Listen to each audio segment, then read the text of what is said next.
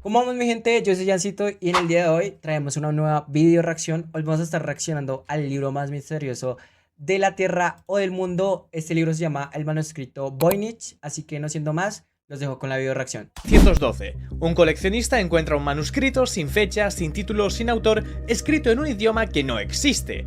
Más de Un idioma que no existe. Esto es lo más duro, weón. De verdad. El hecho de que sea un idioma que no existe, o bueno, sí existe, pero nosotros no lo conocemos o no lo hemos descifrado. 240 páginas y ninguna ha podido ser descifrada. Uno de los misterios más grandes del último siglo, una de las mayores obsesiones del mundo académico y criptográfico. Durante más de 100 años, los mejores criptógrafos del mundo han intentado descifrarlo. Uy, está loco, En los años 70, la CIA y la NSA también lo intentaron. No puedo creer que la CIA y otros organismos gubernamentales hayan tratado de descifrarlo y no hayan podido. Y lo más duro es que cumple con las características de un idioma de verdad. Sí, exacto. Eso es lo más, o sea, eso es lo más complejo. Universidades Eso es como lo que genera más curiosidad, que cumple con las características de un idioma. Harvard, Cambridge, Oxford lo han escaneado, clasificado. Se han invertido decenas de años en análisis. Miles de investigadores se han obsesionado con él. Hay foros, blogs, comunidades enteras hablando únicamente de este libro. Duro. Se han generado más de 80 teorías sobre su origen. Un libro que nadie ha podido entender. Ni una sola palabra, ni una... De hecho, sobre este libro, de este libro han salido teorías de que viene de una antigua civilización. La gente que cree en el llamado reseteo, ¿no? Del reseteo mundial, dice que es precisamente un libro que viene de una civilización, ¿no? De las antiguas civilizaciones de ese reseteo. Una sola frase. Esta es la historia del manuscrito Voynich. Lo más desconcertante de todo esto es que el texto parece tener sentido.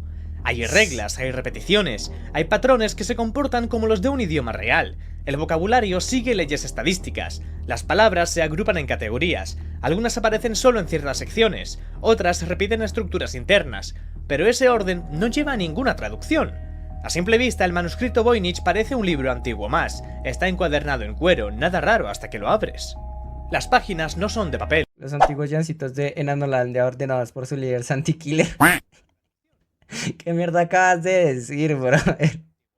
Dice que Enanolandia. Son de pergamino grueso, del tipo que se usaba hace siglos. Y no todas son páginas normales, algunas se despliegan como mapas. Y todo está escrito con una tinta que sigue siendo legible a pesar del tiempo.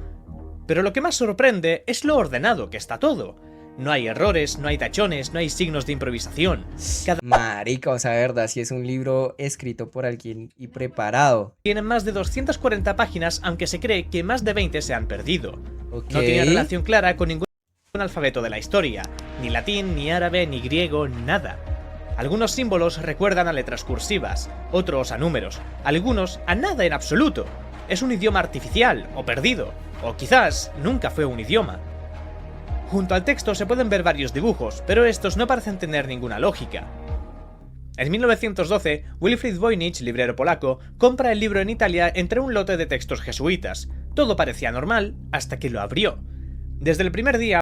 Si viene de origen jesuitas, en teoría tendría un origen de árabe, ¿no? Un origen árabe, creería yo. Pero igual, bueno, es que igual también hablar de su origen, si no sabemos la lengua, no sabemos el origen como tal. Qué denso, weón. Wilfrid se obsesionó, estaba convencido de que había encontrado un manuscrito secreto, y pasó el resto de su vida intentando descifrarlo, pero ni siquiera consiguió acercarse a una respuesta. Sí, creo. Hoy, el manuscrito está en la biblioteca Beinecke en la Universidad de Yale, Estados Unidos. Está almacenado bajo condiciones controladas, rara vez se expone al público, pero existe una versión digital completa.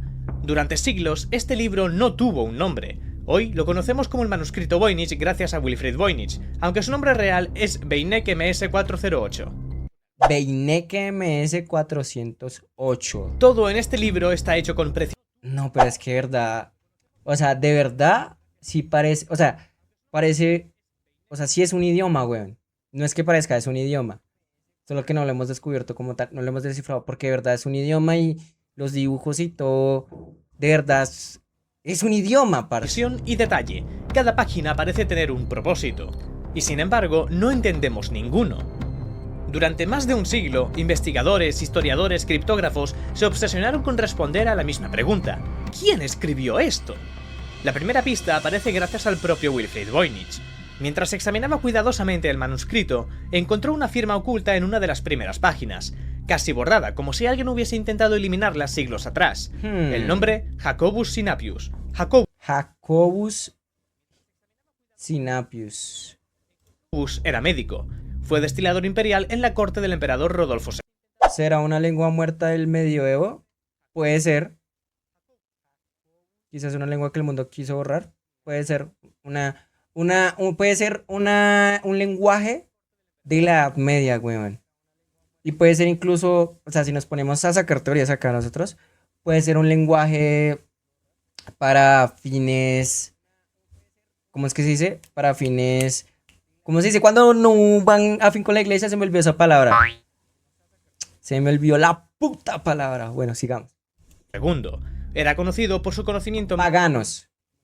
Puede ser que haya sido una lengua eliminada precisamente por eso, porque tenía fines paganos, que no tenían que ver con la iglesia en la Edad Media, y pues ustedes saben que el tema del cristianismo en la Edad Media fue algo demasiado denso. botánica, hierbas medicinales y alquimia. Cultivaba, destilaba, experimentaba y lo hacía con éxito. La hipótesis es clara: si el manuscrito contiene conocimiento botánico, si está lleno de plantas extrañas, entonces podría haber sido escrito por un médico como él. Pero esta teoría se descartaría rápidamente. Lo más probable es que el manuscrito pasara por sus manos como parte de la biblioteca imperial. Ok. Un regalo, una compra, un préstamo, pero no su obra. ¿Qué tal difícil sería borrarte la historia de algo en esos tiempos? Uf, igual es difícil, ¿eh? Porque es que por más de que tú tengas, por ejemplo, la iglesia cristiana, por más de que tú tengas el control de Europa y la mayoría de África del Norte, no tienes el control de Asia, por ejemplo. Entonces es raro. La segunda Creo que es el único texto que hay de su característica, ¿no? teoría nace de una carta real, descubierta junto al manuscrito, firmada en 1665 por Johannes Marcus Marci, profesor de la Universidad de Praga. Reverendo y muy docto señor Athanasius Kircher, mi propósito al dirigirme a usted hoy es presentarle un enigma que ha capturado mi intelecto y el de otros por largo tiempo, un misterio que, confío, su vasta erudición y su genio descifrador podrían iluminar. La carta hablaba del manuscrito Voynich. Me refiero a un libro que, según me consta, perteneció en su día a Rodolfo II, emperador del Sacro Imperio Romano Germánico, quien lo adquirió por una suma considerable. Se dice que pagó 600 ducados de oro, convencido de que contenía secretos del arte alquímico. Es el índice de la Biblioteca Alejandría. Uy, de verdad, ¿dónde eso sí se llegará a comprobar? Pana, loquísimo. Según Marci, fue comprado por el emperador Rodolfo II por 600 ducados de oro, $100.000 actualmente. Y el libro describía páginas llenas de plantas que no se parecían a nada conocido, constelaciones que no encajaban con ninguna carta astronómica. Todo escrito en un idioma que nadie en toda la universidad había logrado descifrar. Pero lo más sorprendente es su texto, un idioma desconocido, una escritura que no se asemeja a ninguna de las lenguas conocidas o por lo menos que hemos podido descifrar. Quedo a la espera de sus noticias, con la esperanza de que la providencia ilumine su ingenio en este empeño. Marci le pedía ayuda a Kircher, uno de los grandes eruditos de la época. Le decía literalmente que solo alguien como él, capaz de descifrar jeroglíficos y lenguas perdidas, podría resolver algo así. Le mandó copias, fragmentos del texto, esperando una respuesta. Incluso entonces, en 1665, el Voynich ya era un problema sin solución. Marci también mencionaba que creía que el autor era Roger Bacon. Roger Bacon fue un filósofo, científico y clérigo inglés del siglo XIII, un adelantado a su tiempo. Estudió óptica, física, matemáticas, uno de los primeros europeos en experimentar con lupas y lentes. Eso es... No, pero de verdad está muy loco. O sea, está muy loco. Lo que les digo, yo siento que podría ser más una lengua pagana, ¿sí me hago entender? Pero que no se llegó a... Puta, no sé hablar. No se llegó a conservar, ¿sí? Ese lenguaje pagano. Tal vez porque exterminaron a todas las personas que seguían ese lenguaje pagano. O simplemente las personas que escribían de esa forma o tenían esa comunicación o eran muy pocas o fueron adoctrinadas por lenguajes que llegaron después. Ejemplo, el español y demás. Lo que vuelve esta teoría tan fascinante. Porque si Bacon fue el autor, No entonces algunas ilustraciones del manuscrito podrían O era una lengua pagana que muy pocos representantes tenían. Ajá. Cobrar sentido. Muchas páginas contienen detalles que parecen estructuras celulares, microorganismos, representados con un nivel de precisión muy alto. Pero aquí surge el problema. No fue hasta el siglo XVII que se inventaron los primeros microscopios capaces de mostrar ese nivel de detalle, 4 siglos después. Pronto aparece otra teoría. El libro es una obra temprana de Leonardo da Vinci. Los dibujos del manuscrito están pintados de forma torpe. Es obvio que no está hecho por alguien profesional. Esto lo podría haber hecho alguien amateur. Pero ya meterse con el tema de Leonardo da Vinci ya es raro. Como él. Y entonces aparece una pista. En una de las páginas astrológicas se representan 15 mujeres, algunas de ellas embarazadas. Ok. Todas rodean un círculo que parece un calendario. Cada una tiene una estrella, lo que puede simbolizar el nacimiento. Justo en el centro, el símbolo de Aries, el signo zodiacal de abril. La conexión parece forzada. 15 mujeres embarazadas, Aries, 15 de abril, la fecha de nacimiento de Leonardo da Vinci. Puede ser una simple coincidencia, pero cuando estás frente al libro más misterioso del mundo, nada se descarta tan rápido. Bueno, sí puede ser una coincidencia y pudo haber sido una manera de lenguaje que quiso crear Da Vinci. Porque pues se dice que Da Vinci llegó a ser parte de... O sea, Da Vinci está relacionado en muchas teorías conspirativas, en el sentido de que dice que el man perteneció a sectas, en este caso, sectas escondidas, a los Illuminati y ese tipo de cosas. Y si alguien tenía la mente, la obsesión y el talento para crear algo así desde cero, ese alguien podría haber sido Leonardo da Vinci, incluso antes de que el mundo supiera quién era. Pero Da Vinci es muy enigmático, sí. el problema La historia de Da Vinci, de Leonardo, es interesante y la podríamos ver acá en el canal. es que el pergamino es de una calidad muy alta, es mucho más grande que el tamaño estándar de la época. Contiene hojas desplegables, algo muy caro. Además, el corte limpio y la encuadernación indican que fue preparado por un profesional, no por un aficionado. Fue algo cuidadosamente planificado y ejecutado, que debió tardar años en completarse. Requirió recursos, mano de obra cualificada, acceso a materiales caros y tiempo. Vale, pero ¿y si todo fuera una falsificación creada por el mismo hombre que lo encontró? Wilfrid Voynich era comerciante de libros raros, conocía el mercado, sabía exactamente qué detalles podían hacer que un manuscrito pasara por auténtico. Uy, ¿se imaginan que de verdad haya sido un truco de Voynich simplemente para vender algo demasiado raro en una cantidad exuberante de dinero? Pero el tema es que le haya servido hasta el día de hoy ese truco. O sea, sería el mejor engaño de la historia, probablemente. Sería uno de los mejores engaños de la historia. Y después de descubrirlo, su reputación explotó. Consiguió reconocimiento, contactos, prestigio, dinero. El manuscrito atrajo la atención de todo el mundo. Además, el libro no tiene una historia clara. No hay registros sólidos ni pruebas firmes de cómo llegó a sus manos. Aparece de golpes, sin un pasado verificable. Y lo que lo hace aún más sospechoso es la escritura. Demasiado limpia, sin errores, sin correcciones. Algo rarísimo en cualquier manera. Uy, es que de verdad sí es muy raro que no tenga errores, ¿eh? Porque entonces quiere decir que fue calculado exactamente para escribir lo que tenía que escribir. Cumple con las características de un lenguaje, sí. Manuscrito medieval donde lo normal eran los tachones, las correcciones. Nada de eso está en el Voynich. Pero en los años 2000 se realizaron análisis con carbono 14. Los resultados: el pergamino fue fabricado entre 1404 y 1438 con un 95% de precisión. ¡Ay, marica! Uy, no. O sea, si tenemos el 95% de precisión, eso quiere decir que de verdad esa vaina fue escrita en 1404. Estamos hablando de 600 años atrás. Los pigmentos también eran auténticos de la época, no había materiales modernos. ¿Y si Wilfrid usó pergaminos antiguos, tinta antigua, técnicas de la época para fabricar el manuscrito? No le habría hecho falta inventar el papel, solo conseguir material viejo y escribir sobre él. Pero esto es casi imposible porque los análisis también revelaron que no había rastros de manipulaciones químicas. Es decir, el manuscrito es real, es Uy, antiguo y no marica. es un fraude. En una de las páginas aparece algo único, la única estructura reconocible en todo el manuscrito. Una ciudad amurallada, pero no cualquier tipo de muralla. Las torres tienen un diseño específico, cola de golondrina, un patrón en forma de V invertida. Ese detalle lo cambia todo. Este tipo de fortificación solo se utilizaba en el norte de Italia. O sea, el manuscrito es de origen italiano. Ay, bueno, ya descubrimos que es de origen italiano, ¿no? Ya se sabe que puede ser de origen italiano. Entre los siglos XIV y XV. La carta de Marcy también incluía esto. El libro llegó a mis manos de la mano de un buen amigo, el Dr. Rafael Mishowski, quien a su vez lo heredó de un colega. Ambos dedicaron esfuerzos considerables a su estudio, pero sin éxito. Así que sabemos que el autor escribió el manuscrito entre los años 1404 y 1438 En el norte de Italia. en el norte de Italia. Luego fue adquirido por Rodolfo II. Después llegó a manos de Jacobus Sinapius. De Jacobus pasó a Baresch. Tras la muerte de Baresch pasó a Mniszowski. De Mniszowski a Marcy. Y en 1665 Marcy se lo envió a Kircher. Y ahí se pierde el rastro. Todos ellos llegaron a tener el manuscrito, pero una cosa es clara. No sabemos quién lo escribió. ¿Y el texto, al menos lo podemos descifrar? El manuscrito Voynich Esto es lo que me interesa, o sea, si en un futuro lo podemos descifrar. no es solo un libro incomprensible, es un libro que parece tener estructura, orden e intención. Está dividido en 6 secciones claras.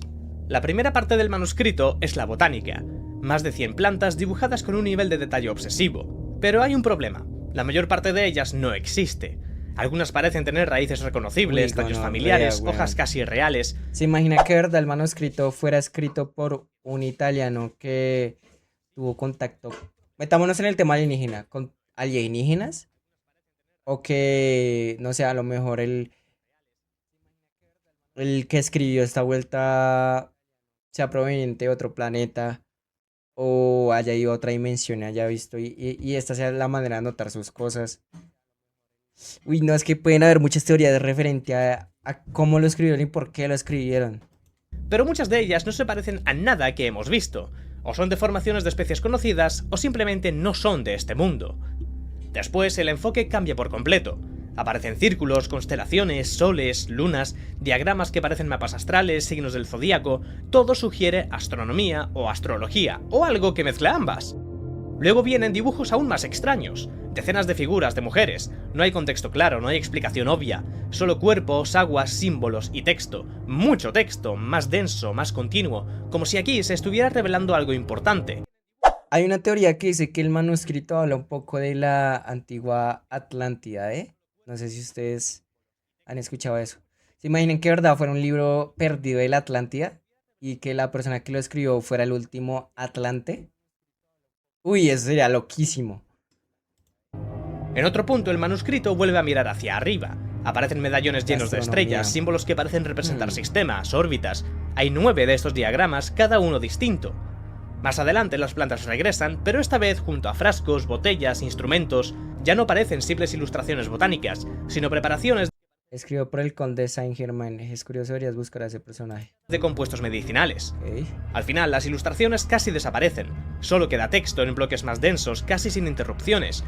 Fragmentos breves encabezados por pequeños Es que o sea, si notamos, son como una serie de instrucciones. Entonces sí puede ser como instrucciones para hacer algún tipo de medicina pagana o menjurjes así paganos. símbolos, como si marcaran el inicio de instrucciones, pasos, fórmulas. No hay dibujos que guíen, solo palabras que nadie puede leer, en lo que parece ser la parte más directa y quizá la más importante de todo el manuscrito. Se ha calculado que el manuscrito contiene más de 170.000 caracteres, distribuidos en palabras de entre 2 y 10 letras. No hay caos, no hay improvisación, el texto tiene ritmo y lógica. Se repiten al menos 22 símbolos básicos, pero de vez en cuando aparecen algunos aislados.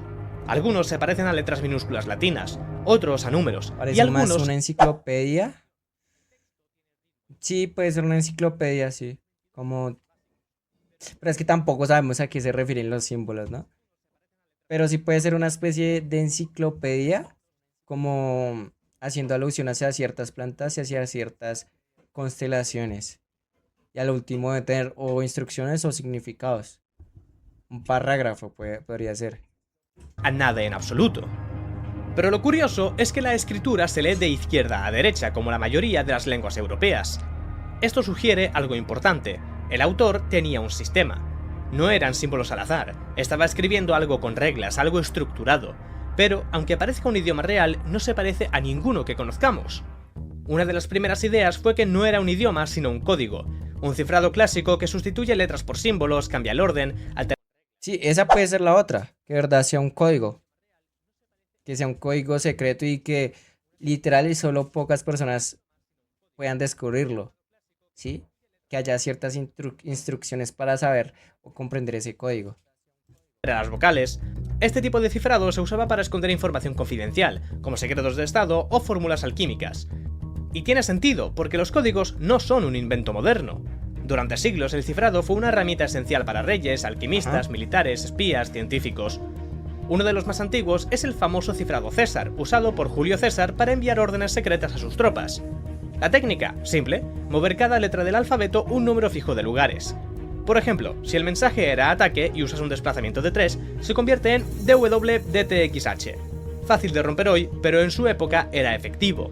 Más adelante aparecieron códigos más complejos. Los alquimistas empezaron a usar símbolos inventados o mezclas de idiomas, no solo para proteger su conocimiento, sino para evitar ser acusados de... Puede ser eso, puede ser una enciclopedia o una especie de guía alquimista. Y pues, como sabemos, en esa época el tema de si tú no seguías ciertas cosas de la iglesia, puede ser que por eso cifraran esta especie de libro. de brujería. Muchos de ellos usaban latín, griego y hebreo en una misma frase, mezclado con símbolos astrológicos o alquímicos.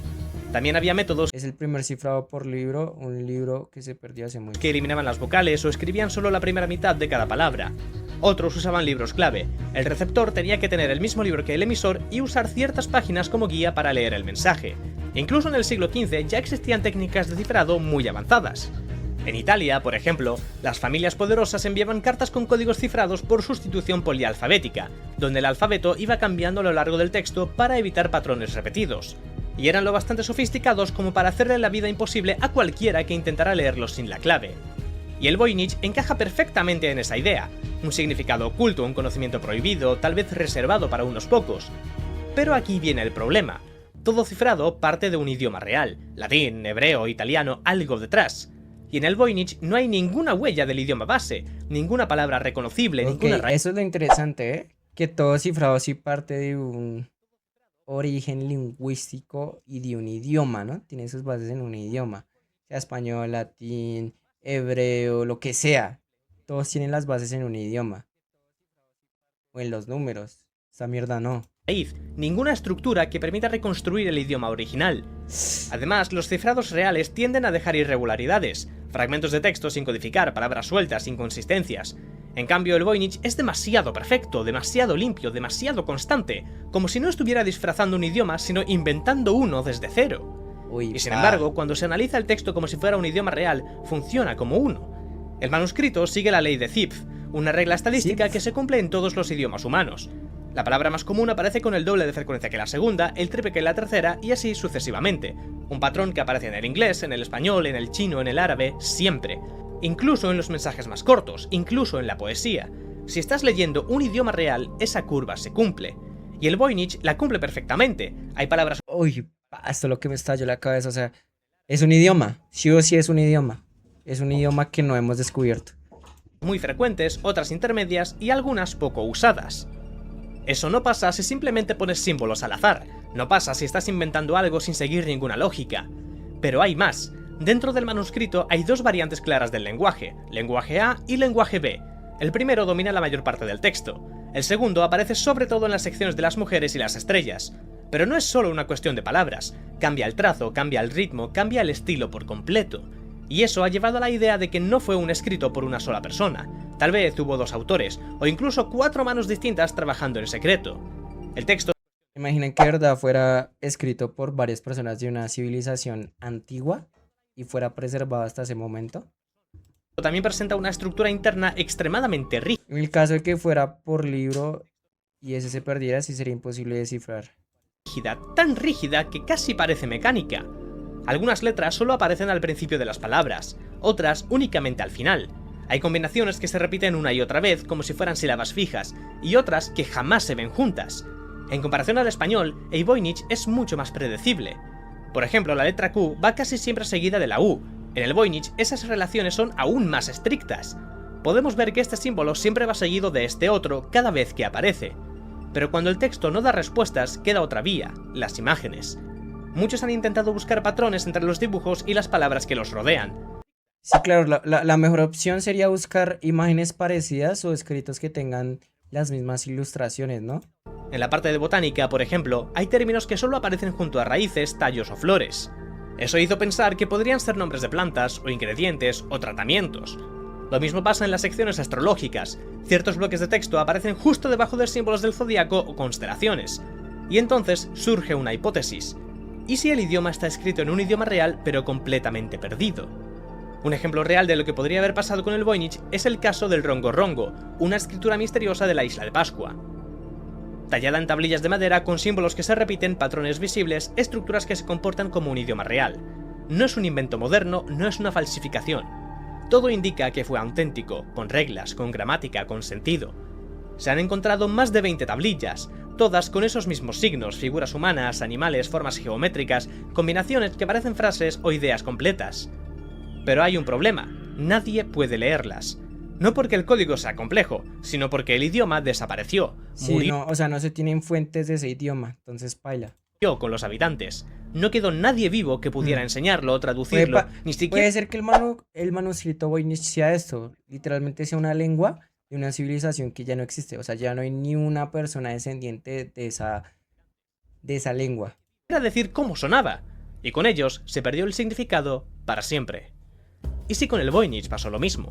¿Y si estamos viendo un idioma real de una civilización que ya no tiene voz? Algunos creen que no se trata de un idioma perdido, sino de uno inventado, un lenguaje construido desde cero como el Esperanto. Una creación completa, no una copia, no una codificación, un idioma nuevo. Otra de las teorías más aceptadas la propuso Gordon Rugg, investigador de la Universidad de Kiel en Reino Unido. Según él, el manuscrito Voynich no significa absolutamente nada. Todo podría haber sido generado utilizando una herramienta conocida como grilla de Cardano, una técnica usada para crear textos falsos. Con esta técnica, cualquier persona con una tabla y algo de paciencia podía construir un texto que parecía tener estructura, que repetía patrones, que imitaba las estadísticas de un idioma real, pero que no significaba nada. Pero ¿qué sentido tendría ser un idioma que no significa nada? Esto explicaría por qué el manuscrito Voynich no tiene correcciones, simplemente porque no te puedes equivocar. Durante más de 100 años, el manuscrito Voynich ha sido analizado letra por letra, símbolo por símbolo, estructura por estructura. Y hoy estamos exactamente donde empezó Wilfrid Voynich en 1912, no sabemos nada. Un libro entre las manos sin poder leerlo. Hoy nadie sabe quién lo escribió, nadie sabe por qué, nadie ha podido descifrarlo. Y la realidad es que, tal vez, nunca lo hagamos. Este canal es nuevo y la idea es traer más historias... Uy, qué gonorrea, weón, de verdad. De verdad, qué loco, ¿no? Porque de verdad es un idioma que no conocemos y que probablemente no podamos ni descubrir nunca, sea falso o no.